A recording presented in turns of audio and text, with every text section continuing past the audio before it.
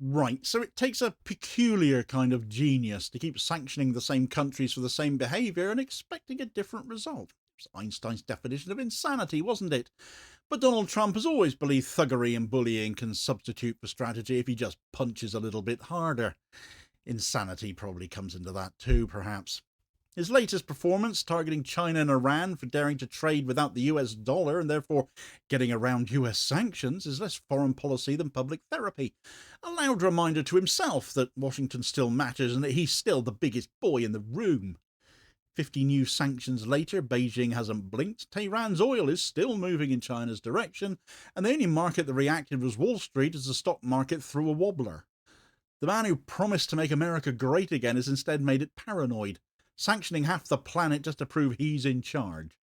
The dollar is losing friends, the world is losing patience, and the only thing Trump is actually punching is himself in the face, convinced if he just hits harder it means he's winning. Right, so the United States Treasury has just announced another sanctions package targeting the Iranian energy network. Roughly 50 individuals, companies and vessels have been blacklisted for allegedly helping Tehran sell oil in defiance of existing restrictions. How dare they breach my sanctions, said Trump. Several of these entities were Chinese, including refiners operating through Shandong and Zhoushan. The Zhoushan Langyong petrochemical plant had processed blended crude from what Washington was calling Iran's shadow fleet. Ooh, scary. Ships reflagged or renamed to conceal their point of origin, something I spoke about in another video the other day. Donald Trump's team has presented the move as proof of American resolve, though. Treasury officials described it as unwavering enforcement of sanctions. Yet the optics tell a very different story, because the bloviating blood vessel fit to burst that passes for the US president has ballsed up again. Stock markets fell immediately. The S&P 500 dropped 2.7%, the Nasdaq 3.5%. Investors were not watching power being exercised, they were watching anxiety take the stage. Trump's claims that no one evades US sanctions, but behind that claim, shares were tumbling and tankers just kept on sailing. The gap between his triumphalism and market reaction quickly became a gaping chasm, a leader declaring victory as his own economy flinched, Nero fiddling as Rome burned, if you like. It was a gesture of control that revealed a loss of control.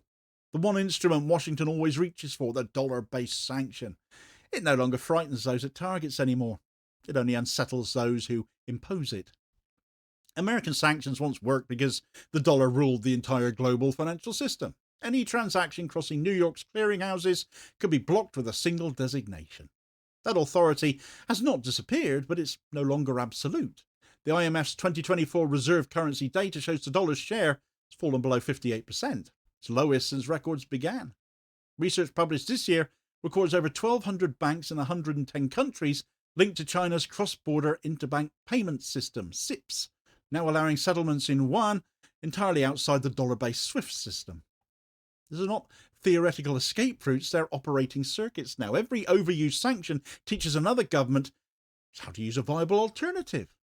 The more Washington weaponizes access to the dollar via its sanctions, the more the world builds immunity by taking another route. And the result is structural erosion of the leverage that sanctions once conferred and the influence of the dollar as well, and therefore the US weakens itself each and every time it does this. The pattern is visible in the numbers, it's not just rhetoric. IMF, central bank and commercial clearing data show diversification away from dollar settlements. Washington's maximum pressure approach has become a self-paced tutorial for nations in how to live without the dollar. Beijing's answer to Trump's latest measure came within 48 hours, and it was clinical. Yesterday, its Ministry of Transport imposed retaliatory port fees on US-linked vessels.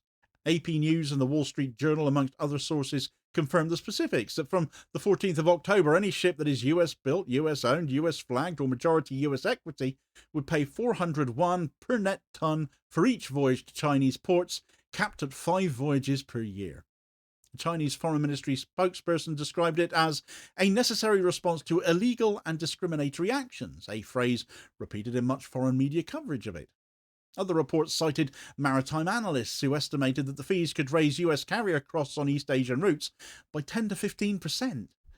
Simultaneously, Beijing introduced new export licensing rules on rare earth elements. Because China supplies about 70% of the global output of these rules give it a rather large lever over US electronics and weapons manufacturing. This kicks Silicon Valley straight into transistors. Each step was procedural, not performative. It was administrative patience confronting political theatre. Trump's not a very good actor. Here was the first reversal, therefore. The United States intended to tighten the screws. Instead, it provoked a quiet squeeze on its own logistics and supply chains.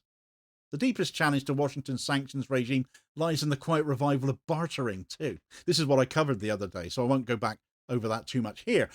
But Chinese firms are purchasing Iranian oil through infrastructure exchanges rather than paying with cash. Power plants, railways, and automotive projects in Iran are paid for with crude oil, not dollars. Another report in the same vein has confirmed that the Chinese car manufacturer Chery has now swapped semi-assembled vehicles for Iranian copper, another barter system proving extremely workable. These deals are fully documented already, they're not speculative. So in practice, this means sanctions no longer block trade. They simply redirect it. There's other ways around it.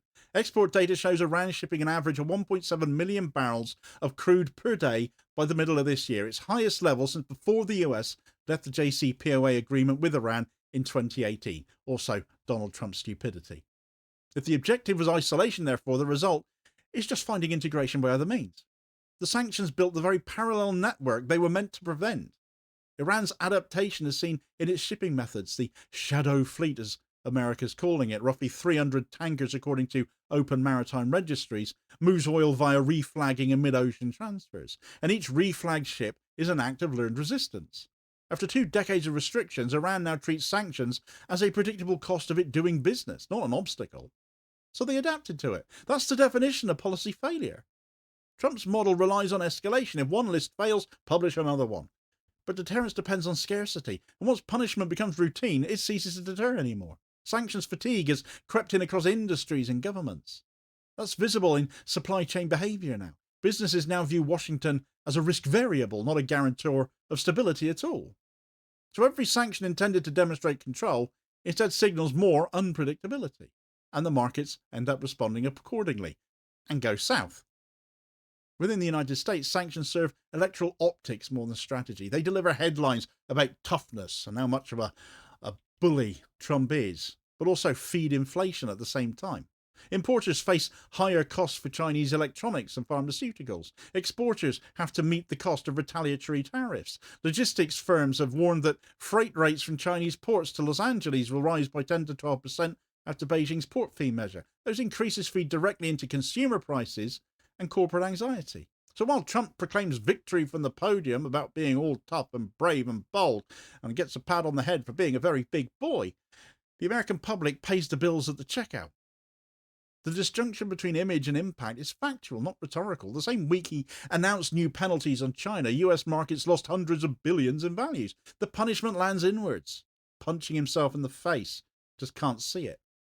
Beyond the West, the reaction was indifference mixed with some recognition, though. Tehran quoted economists arguing that US unilateralism reveals fear of equality. Other reports called it the moment Washington's power became performative rather than persuasive. Across Africa and Asia and Latin America, governments note that defiance can now succeed. Membership of BRICS or the Shanghai Cooperation Organization continue to grow. Therefore, each American attempt to isolate rivals just accelerates the creation of alternative alliances. What was once a sanctions regime is becoming a catalyst for multipolar coordination and increasingly US isolation. And for Trump, the sanctions are just stagecraft. They require no congressional approval. They cost no US casualties. They feed the image of decisive leadership and toughness. But the populace pay at the checkout. The absence of measurable goals betrays their emptiness. Treasury press briefings outline no benchmarks for success, only vows of persistence. Therefore, sanctions now exist only to prove action, not to achieve any definable outcomes at all. The government punishes to display movement, and a cycle of gestures just ends up replacing actual policy. European officials no longer disguise their frustration at it either. EU sources have apparently called Trump's new measures counterproductive. Well, that's diplomatic, isn't it? Each new unilateral US decision nudges allies towards systems that Washington cannot police because they have no part in it. Empires historically mistake enforcement for strength. Britain's maritime coercion once ensured compliance until others built fleets of their own. The US now enforces through software and settlement law, but the dynamic isn't changed. Trump's sanctions reflect that same inflection point. They're not instruments of order, but symptoms of fatigue. This is an analytical inference grounded in comparative historical research. It's not speculation. Dominant powers always decline when punishment replaces partnership. And while Washington escalates, Beijing consolidates. Projects under the 25-year Iran-China cooperation agreement continue to expand. Reports have confirmed new rail and port developments linking Iran to Central Asia. Each addition strengthens a trade network that cannot be switched off by US decree. Iranian officials now treat every new sanction as validation. Oil Minister Javad Alji told state television on the 10th of October that exports to friendly nations were continuing at record levels, a claim aligned with those reports of 1.7 million barrels a day. Tehran's reading is blunt. If the world keeps buying and the United States keeps sanctioning, then the policy's failed. Each renewed measure strengthens Iran's claim to sovereignty within the global south. It's a narrative built entirely on documented trade flows. And the balance sheet is perfectly straightforward. 50 entities sanctioned, Iranian exports are still up, Chinese oil purchases are steady, US shipping costs are now higher by roughly 10%. Rare earth controls of unsettled technology markets in the US as well. Dollar's share of reserves are declining. SIP's participation is just going up and up and up. Each figure is confirmed in public reporting. Together they chart an inversion. Every single attempt at enforcement by the US reduces the enforcer's advantage. That is not political opinion. It is a series of audited and reported outcomes. Trump's rhetoric describes these actions as warning shots, but the real warning is directed at Washington itself. When a government spends its energy tracking, bartering partners and individual captains, it reveals managerial panic, not authority. Beijing and Tehran are going to keep on trading. Global markets will adjust. Only the sanctioner is feeling the strain. The US Treasury's own database lists more than 9,000 entities currently under sanction. Congressional Research Service analysis from 2024 estimates that these designations affect about 1/10 of the world's active commercial workforce through direct or secondary exposure. When coercion becomes that broad, it ceases to be selective and starts to become structural. And that's an admission that Washington has got no other tool left in its box. Each new list is less about the target and more about maintaining the appearance of momentum and control. But the fact of the matter is that China and Iran have built a functional alternative to US financial oversight. Enforcement no longer signals confidence, it signals insecurity. A nation certain of its position does not need to blacklist the world to prove it still leads it. The inference, grounded in observable behaviour, is that the US is acting out its supremacy rather than exercising it. So the entire edifice of sanctions depends on belief, the belief that US rules are universal. And this year that belief is visibly weakening now. Each new designation is a press release announced to diminishing reach. The United States is punishing China and Iran not for breaking its system, but for proving they can function outside it. And the consequences are slow, measurable isolation of the sanctioner itself. The world is learning to trade around America, without America. Chinese imports of Iranian oil stand at near record levels. Iran's energy revenues remain stable. Global markets fluctuate more in response to US announcements than to Chinese or Iranian behaviour. The dollar's share of global reserves continues to fall, and participation in alternative payment systems continues to rise. All of these outcomes verified in published data. Trump's October sanctions were meant to demonstrate dominance, and instead they've exposed his fragility. The self-image of control has become its own contradiction. Sanctions no longer restrain adversaries. They teach them how to live without the enforcer. The world now sees Washington policing a system that fewer and fewer of them need to obey. The blunt truth is captured in just one sentence. Trump mistook punishment for power. Every measure he signs hits home before it lands abroad. The United States is sanctioning itself, in effect. So if sanctions no longer work, what does Washington have left? For more on how China and Iran have broken the US sanctions system and how returning to bartering has done it, check out this video recommendation here as your suggested next watch. Please do also hit like, share and subscribe if you haven't done so already, so as to ensure you don't miss out on all new daily content, as well as spreading the word and helping to support the channel at the same time, which is very much appreciated, holding power to account for ordinary working class people, and I'll hopefully catch you on the next feed. Cheers, folks.